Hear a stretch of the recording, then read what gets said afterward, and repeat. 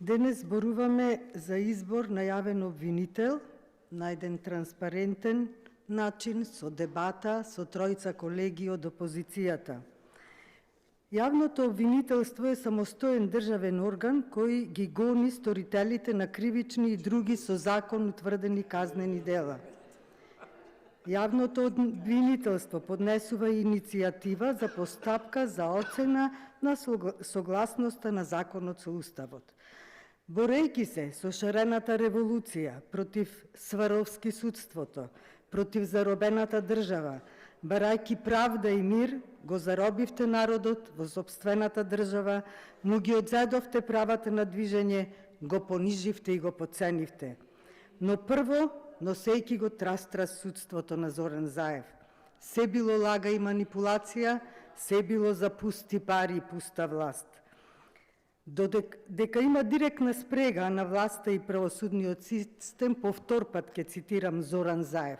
Сум се смирил со Јово, сум се договорил, знаејќи го катица целото тоа која ќе се случува, она и така се однесува, знае дека на врховен ке се докаже таква одлука, без Заев не може. Трас-трас и готово. Само да ве подсетам за какво судство донесовте. Бидејќи така почнавте, нема толку денови во годината колку што има скандали во кои се вмешани високи функционери од власта.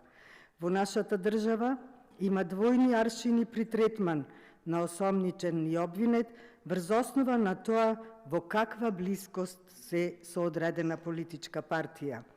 Затоа имаме политички затвореници, за кои вие покажавте апсолутна рамнодушност.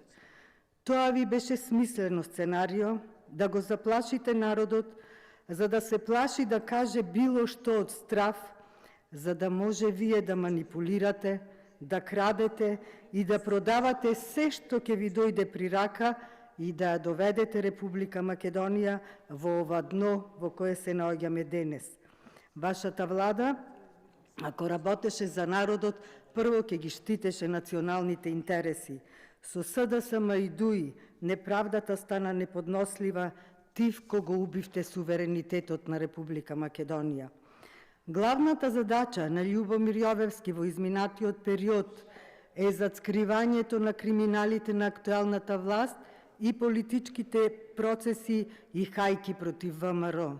Криминалот на власта ќе беше невозможен доколку не ќе беше кооперативноста на Љубомир Јовевски, иако неговата најава беше дека ќе се дистанцира од власта. Продавате слобода, демократија, а од друга страна носите закони, избори, одлуки, без да го прашате народот. Посебно последните закони, кои што дојдоа во собрание, ја прелеавте чашата на пустење на државата. Тие ке не носеле во Европа. Дали европски да имаме криминална и корумпирана влада? Изигравате држава, а всушност ја направивте државата акционерско друштво кое работи исклучиво за ваши интереси. Според граѓаните со кои имам контактирано, македонското јавно обвинителство комплетно е нефункционално, ниту објективно и непристрасно се работи, ниту се почитуваат правата на граѓаните, ниту се грижат за ефикасноста на кривичното гонење, како што пишува во член 7 од законот, ниту се води внимание за правата на жртвите. Под водството на Јовевски комплетно се наруши угледот на македонското обвинителство. Тој не само што толерираше, туку и стимулираше непочитување на основниот закон по кој треба обвинителите да работат и постапуваат. Ваквите состојби не се само резултат на недостаток на кадар, напротив се работи за неработење, злоупотреба на принципот на хиерархија и субординација во избраните обвинителства. Па така, како резултат на неработењето, се зголемува одложувањата и превртувањата на судењата на случаи на корупција на високо ниво, што резултираше со истекување на рокот на застареност на некои случаи, па си го донесовте законот за измени на кривичниот законник по брза постапка, што представува сериозна загриженост. Затоа, поранешната амбасадорка на САД ја промовираше најзасрамувачката доверба во судството од 8%, за денес таа да падне на уште по засрамувачка 1%. И сегашната амбасадорка Агелер кажа дека на правосудниот сектор во Република Македонија му требаат големи истраги, гонење, за да се покаже дека не се над законот. Корупцијата е најголем проблем на оваа земја. Подсетија и дека во Македонија се потрошиле милиони на обуки на обвинителите. Каде се тие пари? И само 2,5% од населението верува во законското работење на судството и обвинителството.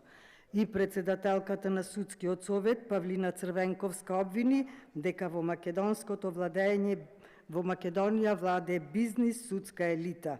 Ова ти бил голем успех постигнат од европјаните што не водат. Синонимот за правдата, Вилма Русковска кажа: "Јас знаете што реков, цитирам, кога почнав актуелни функционери да гонам, имаше една реченица во Срекна Нова 49-та, легендарна реченица и секогаш ја споменувам. Истокот не отпиша, Западот не запишува, значи мене опозицијата ме немала запишано, а позицијата ме отпиша." Ова е признание дека Вилма Русковска власта стоела позади незиниот избор за шеф на јавно обвинителство за корупција и криминал. Сега сакам да цитирам од една изјава на Зоран Заев од каде започна голготата на македонскиот народ. "Додека дишам, додека го дишам овој македонски воздух, додека ме држи памет дека мојот дедо, мојот татко, сите мои предци, јас, мојот син, ќерка, сме македонци, родени во Македонија, тоа не може да се случи. И не само тоа, верувам дека не постои роден човек во Македонија да излези пред парламент и да бара промена на устав заради промена на уставно име." Зоран Заев, 2016 година.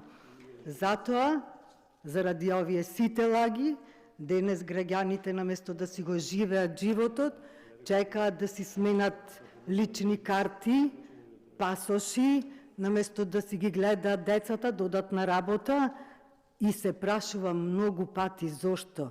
Кој е тој ваш успех кој што го постигнавте во изминатите 7 години? Успехот што ја погазивте самобитноста, што го погазивте засебноста, го показивте македонскиот субстрат на Република Македонија.